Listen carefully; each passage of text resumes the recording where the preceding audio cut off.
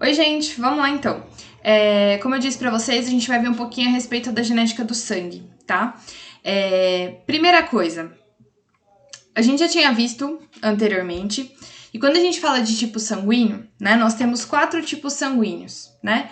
O A, B, o AB e o O, tá? Esses tipos sanguíneos, eles estão relacionados a proteínas que se encontram nas hemácias, né? Que são as nossas células vermelhas do sangue. Então, vamos lá. O sangue ele é um tecido conjuntivo formado por elementos figurados, que são células e plasma, que é a parte líquida. Nas primeiras tentativas de transfusão, ou seja, como é que foi descoberto o tipo sanguíneo? Né? Porque de início, o que acontecia era, quando a pessoa estava precisando de sangue, era dado um sangue para ela de qualquer pessoa que tinha doado. Só que muitas vezes essas pessoas morriam, sem motivo nenhum, tá? Então, até o século XVIII, a gente tinha esse problema. Bom, apenas em 1901, um médico de Viena, ele observou que as células vermelhas de alguns indivíduos, elas se aglutinavam quando misturadas ao soro de uma outra pessoa. Então, vamos lá. O que é o soro? É essa parte do plasma, tudo bem? Então, o que a gente tem que pensar é assim, ó. Eu tenho proteínas tanto nas células vermelhas, quanto nesses plasmas. A proteína que tá na minha célula vermelha é meu antígeno, tá? Todas as nossas células têm antígenos característicos nossos. Isso serve para quê? Para eu reconhecer quando um corpo é estranho. Então, meu corpo sabe o que é meu e o que não é. Os anticorpos, eles servem para ir contra um determinado agente, né? E aí, por exemplo, se eu sou do tipo A, eu tenho um anticorpo anti-B, ou seja, eu não posso receber o sangue do tipo B. O que acontecia até o século XVIII é que as pessoas não sabiam isso. Então, se eu sou do tipo A, eu acabava recebendo o sangue do tipo B em grandes quantidades e acabava tendo um processo de aglutinação, ou seja, morte das minhas hemácias e, consequentemente, a pessoa ia a óbito, tá bom? Então, como é que era feita a reação? Uma pessoa do tipo A, quando eu pego o anticorpo anti-B, anti-A, que ela não tem, tá? Então, a pessoa tipo A não tem o anticorpo anti-ela mesma, né? Que não tem como isso acontecer. As hemácias, elas aglutinam, é meio que elas formam grumos. Sabe quando o leite talha? Mais ou menos a mesma coisa. Se eu coloco o anti-B, não vai acontecer nada. Por quê? Porque a pessoa não tem o sangue B. Então, só vai ter uma reação antígeno-anticorpo se a pessoa tiver o antígeno e o anticorpo for contra aquele antígeno. Então, se eu sou do tipo A, eu só vou ter uma reação antígeno-anticorpo se eu tiver um anti-A também, uma bolsa de anti-A dada para mim, tudo bem? Bom, o tipo B é a mesma coisa. Se eu colocar um anti-A, não vai acontecer nada, tá?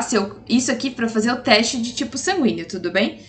Se eu colocar um anti-B, é óbvio que vai ter reação, porque a pessoa é B. Mesma coisa do AB. Então, eu vou ter a reação nos dois, porque a pessoa tem tanto antígeno A quanto antígeno B. E no caso do O, a pessoa não tem antígeno nenhum, tá? E aí a gente vai entender o porquê que o AB, então... É aqui que a gente entende, né, mais ou menos, como é que o AB, ele é um receptor universal e como é que o O, ele é um doador universal. Tudo bem? Bom, a base da aglutinação é uma reação, como eu disse, uma reação antígeno-anticorpo. Tudo bem? Os anticorpos, eles são glicoproteínas produzidas e secretadas por células de defesa. Essas células de defesa, as nossas células de defesa, tudo bem? E aonde ficam esses anticorpos? No plasma, que é a parte líquida do sangue, tá? O antígeno, ele é uma proteína que pode ser de origem animal ou vegetal, produzida por bactérias e vírus. O que acontece é assim, ó, os antígenos que eu produzo, certo? O meu corpo sabe que são meus, então, né, ele não vai contra. Agora, se um vírus entra no meu corpo, eu preciso gerar uma reação para matar aquele organismo, né, uma bactéria, enfim, aquele organismo que entrou dentro do meu corpo que não faz parte dele, tá? E que vai usar o meu corpo para se proliferar, enfim. Os anticorpos, eles são necessários para a defesa do organismo, eles podem ser naturais ou adquiridos, então adquiridos através, por exemplo, do soro antiofídico, tá? A pessoa que leva uma picada de cobra, você não vai esperar ela produzir anticorpos contra o veneno da cobra. Você vai dar o soro antiofídico para ela, para que ela possa, então, ter uma reação mais rápida e eliminar o veneno mais rapidamente.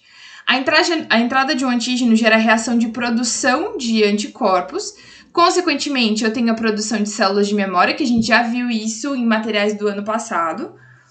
E essas células de memória, na próxima vez que meu corpo entra em contato com aquilo, começa, né, a soltar os anticorpos que já estão prontos. É dessa forma que funciona a vacina, por exemplo, tá? E com qualquer reação antígeno-anticorpo do nosso sistema.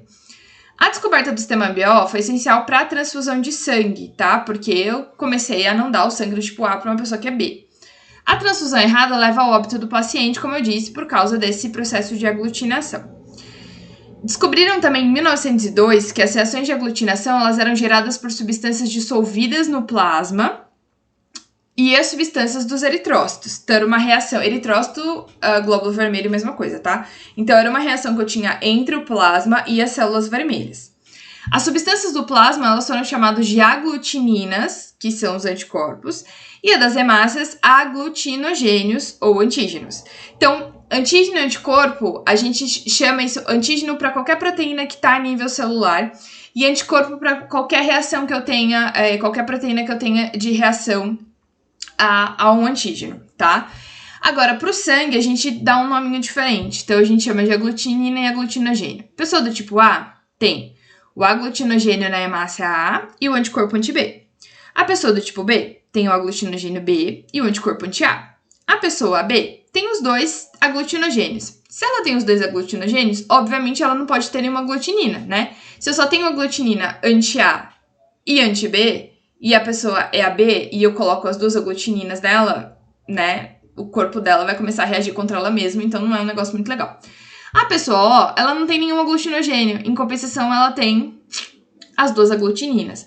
É por isso que o tipo O não pode receber nem de A, nem de B, nem de AB, né? Porque tem o anticorpo anti-A e anti-B, né? Então, esses três aqui não podem doar pro O, tá?